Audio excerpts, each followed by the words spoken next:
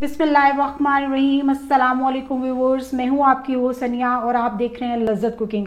आज आपके साथ फ्रोज़न पराठा बनाने की रेसिपी शेयर करूँगी। मैं आपको दो वेज़ बताऊँगी कि किस तरह से आप पराठे बनाकर उनको फ्रीज़ कर सकते हैं और अपने टाइम को सेव कर सकते हैं मॉर्निंग टाइम में, ख़ासतौर पे अगर आप वर्किंग लेडी हैं या रमज़ान में अगर सहरी में आप अपना टाइम बचाना चाहते हैं तो आप इन रेसिपीज़ को यूज़ कर सकते हैं। तो यहाँ पर ये दो वेज़ हैं जो मैं आपके साथ शेयर करने वाली हूँ। तो चलते हैं और देखते हैं कि ये किस तरह से तैयार होंगे। तो यहाँ पर मैंने 1.5 कप मैदा लिया है। आप चाहें तो इसको वाइट आटे से भी बना सकते हैं, आप चाहें तो इसको लाल आटे से भी बना सकते हैं, आप चाहें तो थोड़ा सा वाइट आटा, थोड़ा सा मैदा या लाल आटा, जो भी कॉम्बिनेशन आप इस्तेमाल करना चाहें आप उनसे इन फ्रोज़न पराठों को तैयार कर सकते हैं। उसके अलावा 1 टेबलस्पून मुझे कुकिंग ऑयल चाहिए होगा, पानी चाहिए होगा नॉर्मल टैप वाटर आटा गूंदने के लिए, और इसमें मैं शामिल करूँगी 1 टीस्पून ड्राई मिल्क पाउडर और हाफ टी स्पून है ऑलमोस्ट ये शुगर और 2 पिंचेस ऑफ सॉल्ट। तो ड्राई मिल्क पाउडर यहाँ पर ऑप्शनल है, अगर आपके पास ना हो तो आप इसको स्किप कर सकते हैं। तो सबसे पहले मैं इस आटे के अंदर ये सारी चीज़ें शामिल कर दूंगी।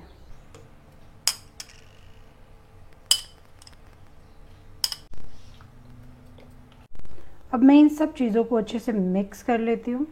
अब आपने थोड़ा थोड़ा पानी लेना है और उस आटे को गूंदना है। एक ही वक्त में आपने बहुत ज़्यादा पानी जो है वो इस्तेमाल नहीं करना, इससे आटा जो है उसमें ज़्यादा पतला भी हो सकता है। तो आप थोड़ा थोड़ा पानी लें और उससे इस आटे को, जैसे आप नॉर्मली घर में आटा गूंदते हैं उस तरह से आपने आटे को गूंदना है। बहुत ज़्यादा हार्ड भी नहीं होना चाहिए और बहुत ज़्यादा सॉफ्ट भी नहीं होना चाहिए। यहाँ मैंने इस आटे को गूंद लिया है। अब आप इसको रेस्ट देंगे 15 से 20 मिनट तक, इसको कवर करके रख दें। अगर गर्मियाँ हैं तो इसको फ्रिज में रख दें नीचे वाले खाने में, और अगर मौसम ठंडा हो तो आप इसको बाहर काउंटर पर ही 15 से 20 मिनट तक इसको रेस्ट दें। उसके बाद फिर आप इसकी फर्दर प्रोसेसिंग स्टार्ट करें। यहाँ पर मैंने आटे को 15 से 20 मिनट तक फ्रिज में रख कर रेस्ट दिया है। अब मैं इसके पेड़े बना लूँगी।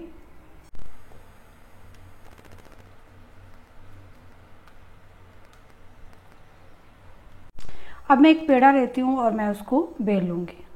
आपने इस रोटी को इतना लंबा बेलना है जितना कि आप बेल सकते हैं। अब आप ऑयल ले लें या घी ले लें, जो भी आप पसंद करें, आप इसके ऊपर अप्लाई कर दें। अब आप इसका पेड़ा बना लेंगे। तो बल वाला पराठा बनाने के लिए, जिसके से बहुत बहुत अच्छे से बनाएं, बहुत सारे तरीके हैं, जिनमें से एक तरीका जो मैं आज फॉलो करूँगी वो ये है कि आप इसको इस तरह से जिग जैग में फोल्ड कर लें।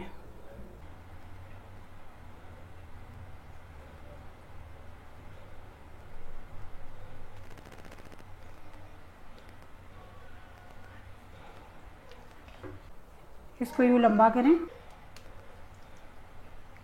इसके बाद आप अपनी 2 उंगलियों पे इस आटे को लपेट लें।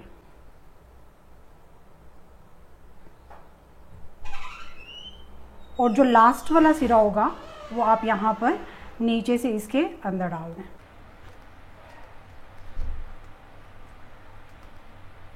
इस तरह से आप अपने बाकी सारे पेड़े भी तैयार कर लें। तो यहाँ पर मैंने सारे जो पेड़े हैं वो तैयार कर लिए हैं, और अब मैं इसको किचन टॉवल के साथ कवर करके 10 मिनट के लिए रेस्ट दूंगी, ताकि जब मैं इसको बेलूँ तो ये आराम से बेला जाए। अब मैं यहाँ पर एक पेड़ा लूँगी और इस पेड़े को मैं बेल लेती हूँ।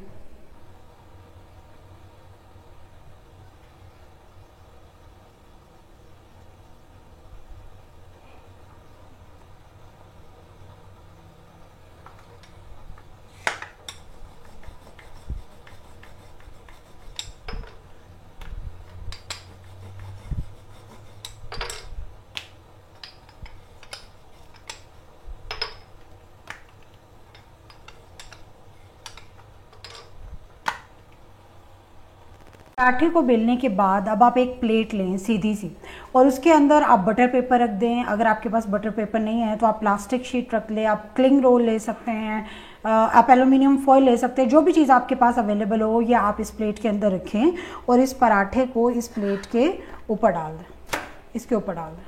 ठीक है। अब आपने इसी तरह से बाकी सारे पराठे भी बेलते जाना है, और एक एक बटर पेपर आप इसके ऊपर रखते जाएं और उसके ऊपर आप पराठा रखते जाएं। फिर आप इसको किसी एयर टाइट जिपर बैग के अंदर डालकर फ्रीज़र में रख के फ्रीज़ कर सकते हैं, और ये 3 से 4 माह तक आराम से फ्रीज़ किया जा सकता है, और उसके बाद आप इसको यूज़ कर सकते हैं। अब मैं आपके साथ एक दूसरा मेथड शेयर करती हूँ कि किस तरह से आप सेकंड मेथड से इन पराठों को सेव कर सकते हैं। उसमें आपने इसी तरह से पेड़ा लेना है और इसको बेल लेना है।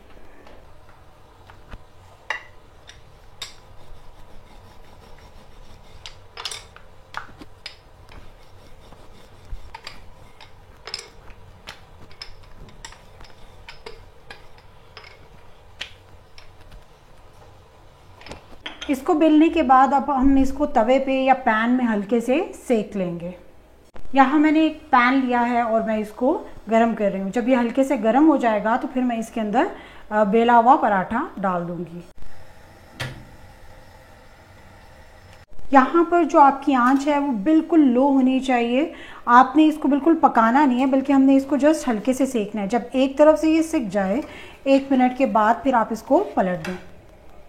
जब ये दोनों तरफ से सिक जाए तो आपने इसको एक प्लेट में निकाल लेना।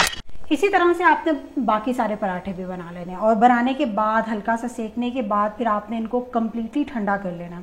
कम्प्लीटली ठंडा करने के बाद फिर आप इनको एक दूसरे के ऊपर रखें, किसी एयर टाइट बैग के अंदर आप इसको डालें और फिर आप इसको फ्रीज़ कर लें। आप आराम से इनको 3 से 4 महीने तक फ्रीज़ करके यूज़ कर सकते हैं। इसके लिए आपको एक पराठे के बाद फिर बटर पेपर और फिर दूसरा पराठा और फिर जो है बटर पेपर की ज़रूरत नहीं पड़ेगी। आप इनको एक साथ भी रख सकते हैं। यहाँ पर मैंने आपसे ये दोनों मेथड शेयर किए हैं कि किस तरह से आप फ्रोज़न पराठा बना सकते हैं और उसको फ्रीज़ कर सकते हैं। आपको जो कन्वीनियंट लगे, आपको जो बेहतर तरीका लगे, आपको जो आसान लगे वो आप यूज़ कर सकते हैं।